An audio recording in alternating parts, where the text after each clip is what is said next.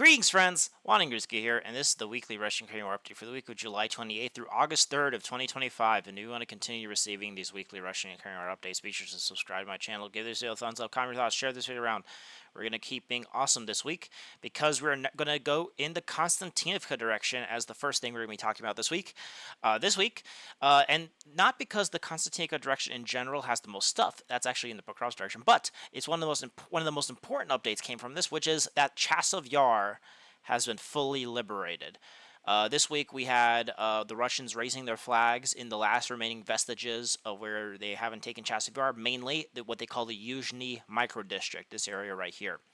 This area used to be contested, and we had geolocated confirmation of the Russians raising their flags in these areas. Also here, they also were raising their flags in this micro-district right here.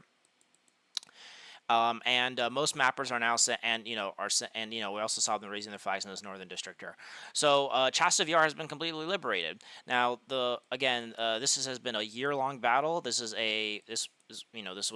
Russians had to go up from the lowlands, fighting a grueling, up-paced battle. There was a giant citadel that was in the way. There was then then they had to break into the central of Chasov Yar, battling over this refractory, factory for a long time, and these high-rise buildings. And then they had to improve their positions in the north around this quarry, in the south in these micro districts.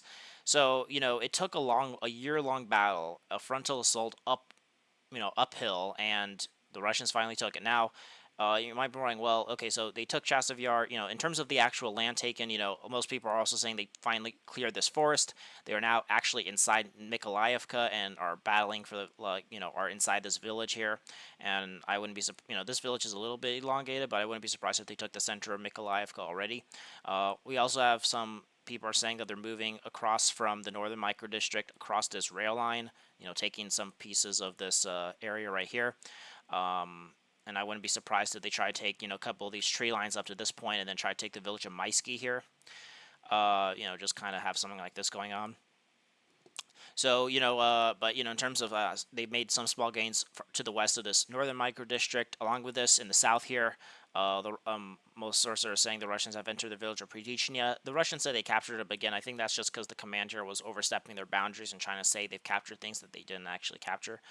But they most sources are saying they at least have some positions in Pritichnya and all that. So now between Chasov Yar and Kostiantynivka is a bunch of open fields basically. There's really nothing, but this map is a bit deceiving because there's a bunch of trench networks here, a bunch of fortifications because the Ukrainians were expecting a direct attack from this area, so they have a bunch of trenches that are in front of Kostiantynivka to defend it. So it's not as easy as it looks. But one of the biggest reasons why Chasov Yar is very operationally important, it's not just some random town. Not only is it a pretty big town, it was a pre-war population of about 12,000 people, but the reason why Chasov Yar is tactically important is because it is the dominant height in this area. This is, if you look at the elevation map, this is the largest elevation area in the entire area. So everything from Bakhmut and Kostiantynivka are on the low ground, and Chasov Yar gives you the dominant height advantage. Not just like a local one, like it's like a small terracon, but like the Chasov Yar literally sits on like a hilltop type thing. It's like literally up on a very much on an elevated position. So now if the Russians want to continue pushing, my guess is along this rail line towards the villages of Verolubovka, Popasna, Stinky, and so forth, just to get to start outflanking Kostiantynivka. They're now going to be going on a downward slope as they move towards like Drustovka and Alexandra, Drustovka, and Kostiantynivka. So as they push westward more, they're now going on a downward slope, and they have these high-rise positions to fortify themselves to accumulate forces. And so now it's going to be a lot more easier for the Russians to continue pushing. And so they have, this gives them the dominant height advantage in this area. So that is why Chasov Yar is important. They're going to most likely be using it to move along this rail line towards these three villages here. Again, the same thing with the rest of this Kostiantynivka direction. The main purpose here is to start encircling Kostiantynivka in the same extent that they've been trying to encircle Pokrovsk. As you can see now in this area, Pokrovsk is starting to look more and more encircled. Kostiantynivka, as you can see, it has the makings of an encirclement, but there's still some more movements that the Russians need to do in order to actually tighten this encirclement around Kostiantynivka here. So, yes, it's but the taking of Chasov Yar allows them to start, outflanking it from the east here. But yeah, so yeah, that was the big kind of news item. That's why I'm starting in this Kostiantynivka direction, is the liberation of Chasov Yar. Big, big gain for the Russians. I do think, they're probably going to take Mykolaiv and Chevron, and probably Maisky, and then, the main kind of axis of advance will be along this rail line. The other thing that the Russians will probably do is probably try to liquidate this pocket between kind of the Toretsk direction and the Chasov Yar area, kind of between these areas. Right now, this kind of cuts off between the forces trying to reach Kostiantynivka from the south here, and the Russian forces trying to encircle Kostiantynivka from the east here. So I do think, besides moving in that direction, I do think the Russians will try to maybe clear this forest, and try to push a bit to the south here, and try to kind of link up with the probably try to take Prutichnia and Alexander Shutina, which will be helped with the Russian forces that are down here in Toretsk. But, then, have something like this and liquidate this entire pocket and kind of make a unified front here. That'll be another area where I think the Russians will focus on. So kind of the main forces here is probably to, kind of link up here, kind of liquidate this pocket to, link up the Toretsk and Chasov Yar directions, and then kind of move in this direction. Try to, probably also move a little bit to the north here. Probably try to take these, kind of hills area in Markova, Nova Markova, these areas just in general in this area. Probably take something like this going on. And if they could, then they could, kind of have a position, secure their northern flank a little bit, have position along this rail line, and then if they could do that, then they could start, kind of start putting pressure on Alexander Drusovka, which will start cutting off the last supply route to Kostiantynivka. Right now, Kostiantynivka can be supplied from the west here, but obviously the Russians are trying to encircle from the west. So, right now only this northern position is helping them. But if the Russians could improve their position in this area from Chasov Yar, they could definitely cut it off. So, or at least put it under very heavy FPV drone control, making it very hard to supply Kostiantynivka here. So, we shall see how that develops here. And then kind of in the Kostiantynivka direction in general, there's been some small changes. In this area as well, in the Toretsk area, most sources are saying the Russians have continuously improved their positions in Sherebrenka. It looks like the Ukrainians completely gave up their positions in this kind of Novospassky Sherebrenka pocket. Now the Ukrainians are even admitting that Toretsk is completely lost. Before, they were able to do small raids into the most outer outskirts of Toretsk to continue saying, for PR purposes, to say oh, we're still in here, it's not completely fallen. For all intents and but it did fall earlier this year in February or so. The Ukrainians were doing counterattacks here, and actually some of them did get into kind of this more northern area and this kind of micro district in the south here.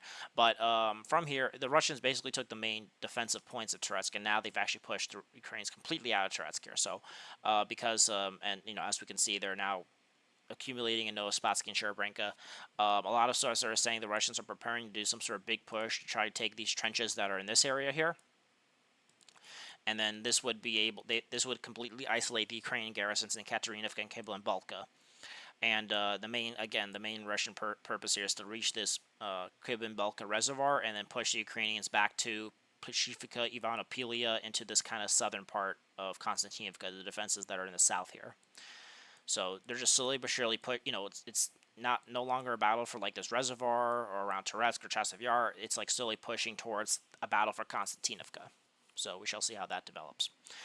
But yeah, so just some small changes to continue squeezing out this pocket here. And then also we had 100% confirmation the Russians are in control of Alexander Kilanovo. We had them raising their flag in the northern part here.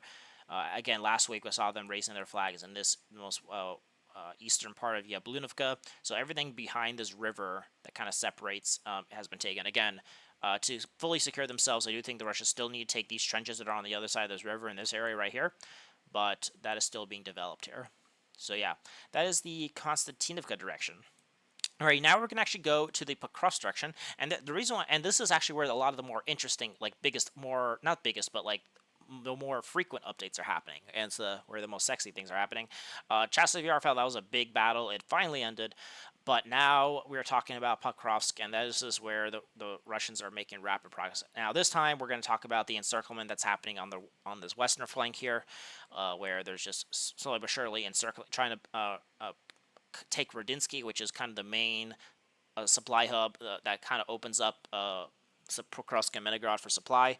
And right now the Russians are slowly but surely trying to get there. Now, in terms of big gains, what's happening is that what the Russians are claiming has been kind of more or less generally the same, but what most neutral mappers and even pro-Ukrainian sources are now catching up to what the Russians were saying a week or two ago about their gains. And this week, basically, we talked about how last week, the Russians were claiming they were on the rail line and everything, but now we have 100% confirmation, or not, not. Basically, most map updates have been saying that the Russians have completely took the village of Zaporizhzhia and Sushkina and reached this rail line right here. So before they were just saying they kind of took, Bofovka, Fedorovka, Razin, just kind of were in these positions on this river here. But now they've kind of broken through these fields and reached this rail line. Most sources, this map, Syriac has not updated this, but most sources have basically said that the village of Nikarivka and Dorzhiki, this kind of Serbian-looking town, have also been taken by the Russians.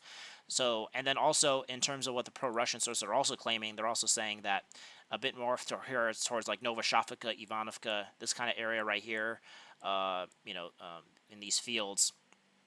Let's make it blue here, have been taken also by the Russians. So something like this. So the blue is kind of where the Russians are claiming, and then the red is kind of like what I think is most likely the case of happening. So Novoshavka and Ivanovka is, up until this road here is something that pro-Russian sources are saying, which is definitely something that's possible. But also in terms of like full control, I do think, the Russians have reached this rail line, have taken the village of Dorashny, Nino, Ninrivka, Zhatrashok, Sushika. This map is not updated for these two villages, but I do think it is the case in terms of where the Russians are at. Also, they have completely captured the village of Panikin here or whatever. And so, yeah, there's a lot of, they're just slowly and surely trying to put the squeeze here. As I mentioned, the reason for reaching this rail line here is just so they can actually break into Radinsky from the north here. As you can see, this northern part of Radinsky is just a bunch of residential areas, so they could actually slowly but surely get themselves here. I would not be surprised if the Russians do some sort of big attack to try to take the Radinsky mine to accumulate forces here, have the local, Terrakon advantage here. We actually had geolocated confirmation of the Russians being in Cherkassky Lyman here. We had this before, but, we had more geolocated confirmation of the Russians being in this kind of area, general area right here. Being in the most eastern part of this village here. This map shows that the Russians have taken like these tree lines that are to the south of this mine, which makes sense. If the Russians could continue improving their position in Cherkassky and Lyman, which is definitely possible. Again, just because it's not geolocated doesn't mean that's the Russians aren't operating there. We just don't have videos of, to prove it yet.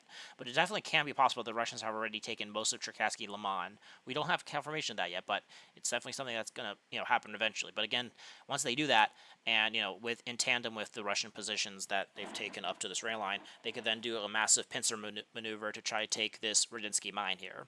And then once they take this Radinsky mine, they'll have the dominant height advantage. They'll have a mine they could accumulate forces in. The Russians could continue pushing along Cherkassky and Lyman to try to reach this kind of the southern part of Radinsky right here.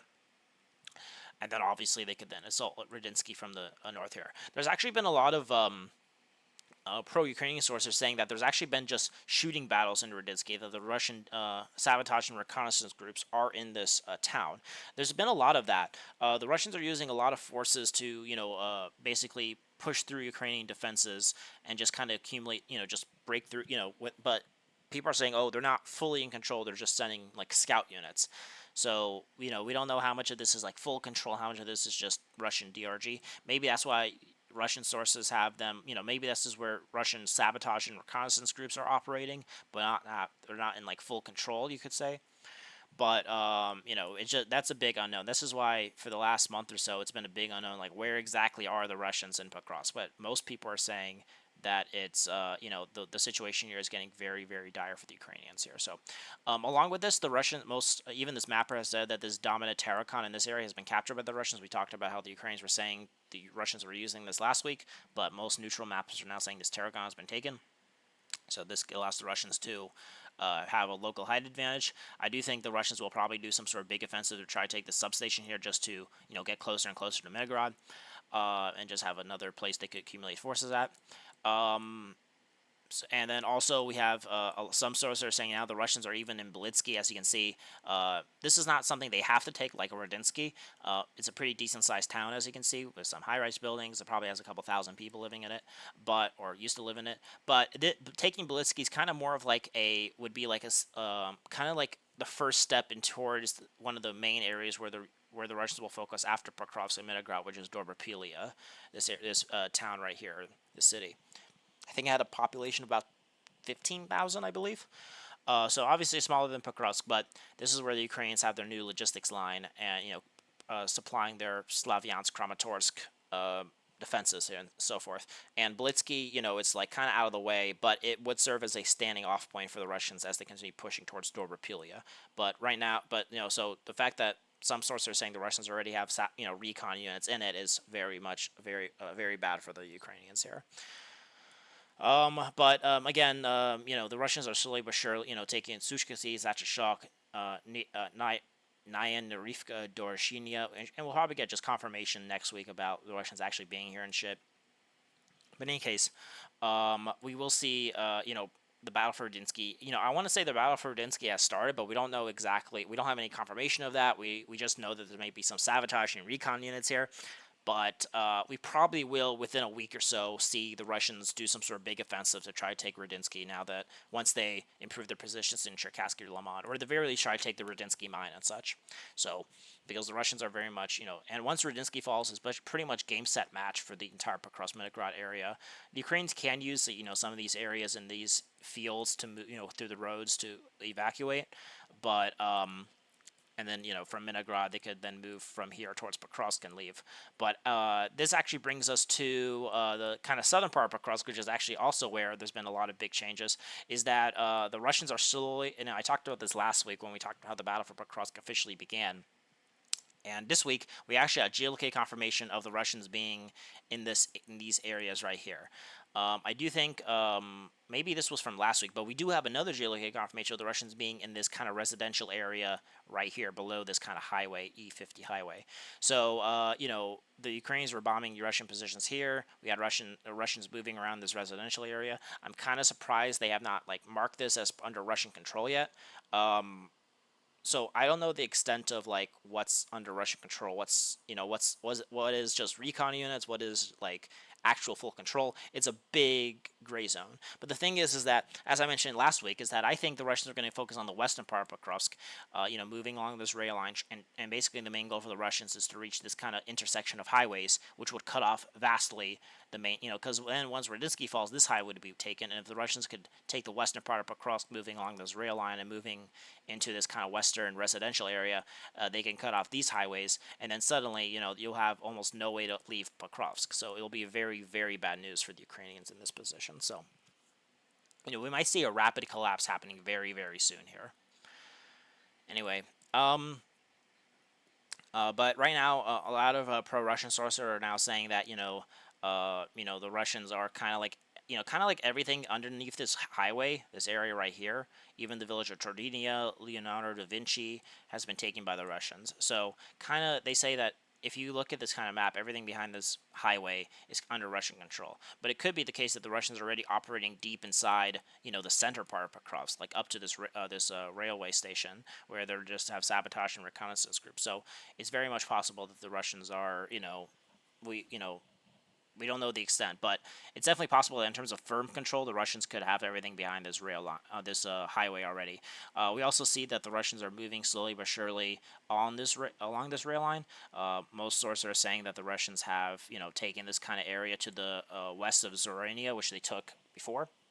And so I wouldn't be surprised if the Russians continue, maybe taking these tree lines and up against here, as they, try to start battling for this kind of residential area in the western part of Pokrovsk. So, Yeah, so the squeeze on Pokrovsk is definitely getting pushed further and further, and I would not be surprised if the Russians take this within a month. It's definitely possible that the Russians take this by the end of August.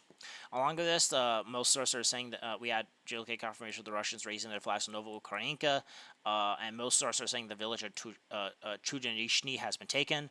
We were talking about like what the extent of the Russian gains here were, so it looks like Novopavlovka is still under full Ukrainian control. We were talking about maybe the Russians were in control of that, but now we know that most likely the Russians just took these kind of two small villages, and the Ukrainians kind of fell back to Novopavlovka, which is a lot more able to be defended because they have this giant citadel here to defend themselves towards.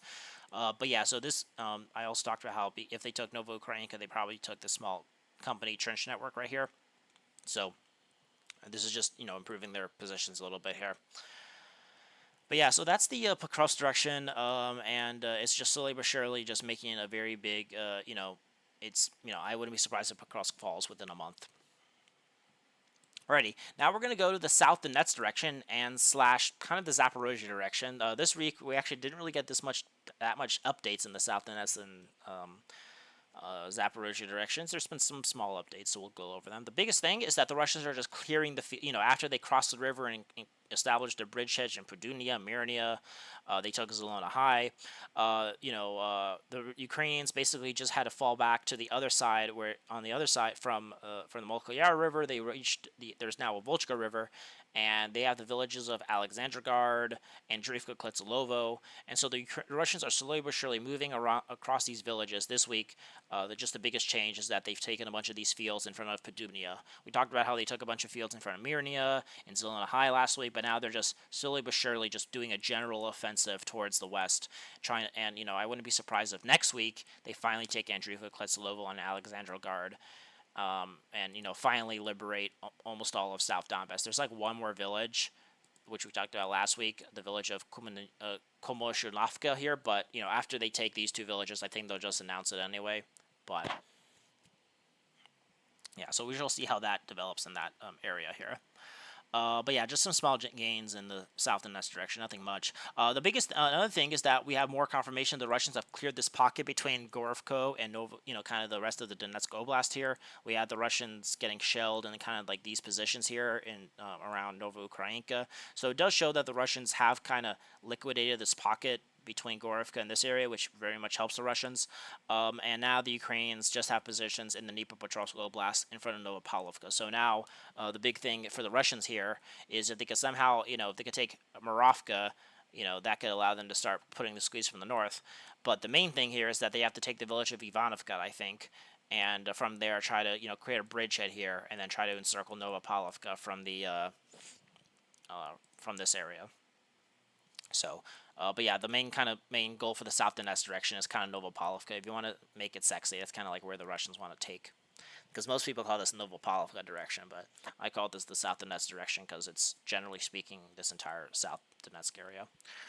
And then kind of like as you move towards like kind of Zaporizhzhia and such, the Russians have completely captured the village of Timirivka here. We had a big offensive that showed the Russians taking this village right here. Taking something like this, makes sense. They just kind of made a bit of a small push. Now, as you can see, this makes a bit of a salient, but the Russians had to do this. I do think that, as the Russians push here and try to take these villages of Shidnivia, Novoselivka, Sonsevka, Veronia, and kind of have this northern position, they could then put the squeeze from the north, and then from the south here, from their recent gains in Timrivka, and try to then take the village of Kolmnashki, so they can actually fully take the South Donbass. And then, just kind of, that's kind of what I think is going to happen. But yeah, taking Timrivka is definitely a step forward in that offensive here. And then in the more general Zaporizhzhia direction, the battle for Stepanhursk is still going on. The battle for the Stepanhursk Citadel is the main point. We had the Russians getting bombed here. Now, Syriac said the Russians got kicked out and that the Citadel is now under full Ukrainian control. That might be possible. I'm not sure.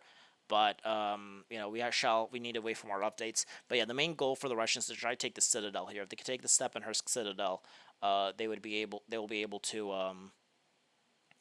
actually have a very solid position to put the squeeze on Stepanhursk. Most pro-Russian sources are saying they took the rest of the village of Plavny here. We actually had geolocated confirmation of the Russians being bombed in the center of Plavny, but at the end of this week, we had the Ukrainians doing a counterattack where they got defeated and blown up somewhere around this area. So Plavny is definitely still being fought over. It's not like completely secured, but if that counterattack by the Ukrainians didn't work, then um, then it's if they weren't able to secure their positions here, then it's definitely possible that the Russians are able to hold their positions in the rest of Plavny, and the Ukrainians fall back towards this more residential area to the west of Stepanhursk here. But the main goal with the Russians is to actually fully secure Plavny and secure this Stepanhursk citadel, which is where the battles are being fought. So we shall see how that develops. Alrighty, that is the South Donetsk and Zaporizhzhia directions. Alrighty, now we're gonna go to the Seversk direction. There's actually been some actual changes in the Seversk direction, actually, surprisingly, and some interesting ones actually. And it looks like the Seversk is finally coming to life a little bit, but not as much. It's never been that sexy because the command here has always been sucked ass, along with the Lyman direction. But there's been some small changes. So just starting from the south here, we had some changes showing that the Russians are slowly moving to the west of Ivano-Darivka, taking some of these positions here. There's some small movement. So it does show that Vimka is probably under Ukrainian control. It doesn't really matter because Vimka got blown up from the map. You can see there used to be a settlement here, but it got reduced to ash. So I do think that maybe the Russians will try to maybe move along this rail line here. My guess is try to maybe secure something like this. But it does show that some of these trenches that are around this area that the Ukrainians built up are still trying to be cleared. As you can see, there's like a bunch of there's a dominant height in this kind of area here, and the Ukrainians built a bunch of trenches here. So just because the Russians took Ivano-Darivka or Sporny or Vimka means they still have to clear these trenches here. So the Russians pushing this way and taking another kind of trench system to the west of Ivano-Darivka is good for them. So before they can actually fully secure themselves in kind of this area here. We also talked about last week how the Russians basically took the rest of the southern part of Verkhomainatska, which allowed them to actually fully secure this village here, which also has been reduced to ash. And then kind of a bit more to the north here, we actually had a very big offensive operation by the Russians here that made them lose a lot of vehicles, but they actually finally saw them disembark here. We had them disembarking and taking this kind of massive trench system that's right here. To the right in front of Seversk. This is a very big gain for the Russians. If the Russians could hold on here, they could definitely try to link up with their forces pushing at Sherabrenka and try to take this kind of northern part of Seversk in this direction here. Because right now in the Sherabrenka area, the Russians are actually making some more steady progress. We actually had geolocated confirmation of the Russians being here. So it looks like the Russians are slowly but surely clearing the fields that are at least at the very south of Gorivka, but this also helps them because this is the tactical height, and as you move towards the Bakhmuvka River, this is kind of more of the low ground. This kind of area to the north of Seversk is more low ground, and if the Russians could fully secure themselves, which I think they've already been doing, they'll actually be able to have the more dominant hill here, and this will allow them, if they could also secure the trenches here, actually probably be able to take Sherabrenka, and if they could take Sherabrenka, then they could do some sort of multi-pronged attack to try to take this northern. This is kind of all over the place. They could then, take the northern part here, and then from here, they could then start trying to maybe infiltrate Seversk or some shit like that. So we shall see how that develops. So the battle for Seversk might start soon. And the battle for Sherabrenka is still ongoing. Alrighty, now we're going to go to the Lyman direction, and in the Lyman direction, there's been some interesting changes here. It's a lot like the Pokrovsk direction. There's been a lot of unknowns here, so. It's just oh man, I'm tired. Any case, anyway, the main thing in the Pokrovsk direction is that the Russians are, this northern part is kind of the more unknown area. The battle for Kharkov and Rikhadup is still ongoing. I don't know if the Ukrainians have fully secured themselves here and pushed the Russians out. I don't know if the Russians have pushed the Ukrainians out, and actually the positions are something along this river here. I do lean towards the Russians regaining it, but we shall see. So we still need, we haven't got really any updates here. Not even from geolocation, and not even from mappers. We talked about, maybe earlier in July how there was a back and forth of Rikhadup and Karpovka, but after that no one talked about it anymore. So not even the Ukrainians. So we don't know what the positions here are. So we shall have to, we're still trying to see what's the positions here. But if the Russians are in control of this, this would mean they're in a very, very good position. Because in the south, we actually have some geolocated confirmation where there's been some changes. The biggest thing is that from their positions like Novi, Zelona Dolinia, we have the Russians pushing along from these fields to the south towards the village of Sardinia and Shena de Luhovko here. And we actually had geolocated confirmation in terms of map updates and from geolocations that the Russians have taken something like this week. So yeah, lots of gains for the Russians, just slowly but surely, and also I think this area too. So they're slowly pushing across these fields. We shall see if the Russians could enter the village of Sharangovko in Sardinia. If they can, and they link up with their positions in, if they're still in control of the eastern part of Kharkovka, this would give them a very, very solid position here. So. But we're still unknown if the Russians are in Rikadup. It also could be the case the Ukrainians put up a very big fight for Golovko here and repel any Russian advances into trying to take the village. So, the Russians are making some progress here, but we have to, the biggest thing that the Russians want to do is fully secure this area right here for now. And then this would give them a very good position to start kind of continue pushing southwards towards kind of the main entry point into the northern part of Lyman, which is Droba Pachivki here. But, we shall see how that develops here. And then a little bit more to the south here, the battle for Kolodaski and Torskoye are still ongoing. We had actually geolocated confirmation more of the Russians being in this more eastern part. We have not, the Russians have not announced that they've completely taken Kolodaski, which is a big, I don't know why, if the Russians are already here, why can't they take the rest of this village? I don't know. Maybe it's because the Ukrainians really want to hold it. Because if the Russians take Kolodaski, this could give the Russians, and as the Russians continue pushing south here, the Russians could then use this as a general offensive towards the village of Stavki here, and then continuously move southwards. Because as you can see, they actually have positions in Torskoye, and if they can move south and start reaching the northern part of Zaporizhzhia, this could definitely collapse the Ukrainian positions here. And then if they could take, Zaporizhzhia and Torskoye, then they could actually then start battling for the village of Yampil, which will then completely cut off the Ukrainians in the Shirabransky forest.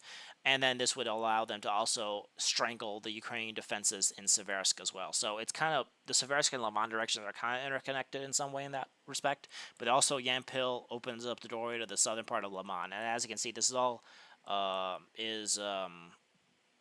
interlinked to try to storm Lyman. But I don't think Lyman's going to be taken this year. I do think it'll be more of a next year type of thing. Just because of how bad the Russian commands here it usually is. And then also in Torskoye, we had geolocated confirmation of the Russians raising their flags on the most southern part of the settlement here. It's still a big unknown about, we also have the Russians getting shelled in the center part of Torskoye by a Ukrainian tank. So it's definitely it looks like Torskoye is not under full Ukrainian control like some would admit or would like to say, but we don't know if this is under full Russian control. We don't know if the Russians are just putting troops here, then they get bombed, and it's more of a gray zone. So we shall see how that develops here. But definitely if the Russians could hold on to some position of Torskoye, they could then wait for the Russians to push from their positions once they take Kolodaski towards the village of Stavka and Zaporizhzhia, and then they could then take something like this. And then just start pushing to the south here towards Yampil, try to reach this kind of river here. And this, if the Russians by that point have already taken kind of something like this in the northern part of Seversk, as you can see, this would allow the Russians a very good, completely liquidate this forest here. So, then the Russians could have ideally for the Russians, they'd have a complete front line that goes something like this here. So then it would link up the Seversk and Lyman directions here. And then also the Russians are having some back and forth around Kharkivka. We have the Ukrainians doing some counterattacks around these areas here. So it does show that Kharkivka probably is in a bit of a gray zone. But, we don't have the Ukrainians coming back here and raising their flags here. So we shall, in order to actually fully secure Kharkivka, the Russians had to take these trenches that were in this area right here. They also probably have to take these areas here. So, but, the Ukrainians obviously, for political purposes, want to deny that the Russians could take the rest of Luhansk Oblast. So it's more of a political thing than anything tactical. Alrighty, now we're going to go to the Kupyansk and Kharkov directions. And this week we had some change, not that much changes in this area, but there's been some small changes. Map updates are still showing that the battle for Moskovka is still ongoing, or it looks like they're almost fully taken it, actually. It looks like the Russians crossed the reserve according to this map and are now mostly in control of the rest of Moskovka here, which makes sense. The biggest, and they also have positions obviously in the northern part of Kupyansk. We have not seen any more changes from last week. We talked about how the Russians, entered Kupyansk, and that's why we said that the battle for Kupyansk is now ongoing. We don't know if the Russians have improved their positions here. If the Russians, my guess is if they have taken Moskovka, they'll continue pushing south, probably try to take more of this residential area here. The main Ukrainian defenses is in the central citadel with all these high-rise buildings, and then the center part with all these business things here. But we shall see if the Russians can continue taking maybe everything up to that point. But we shall see.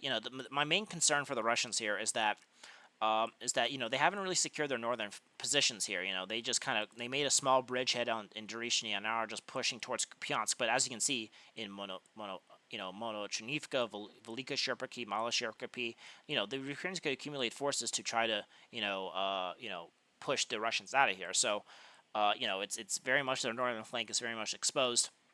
But we shall see if maybe the Russians are able to hold off the Ukrainians here. But as they push into Kupyansk, so we shall see.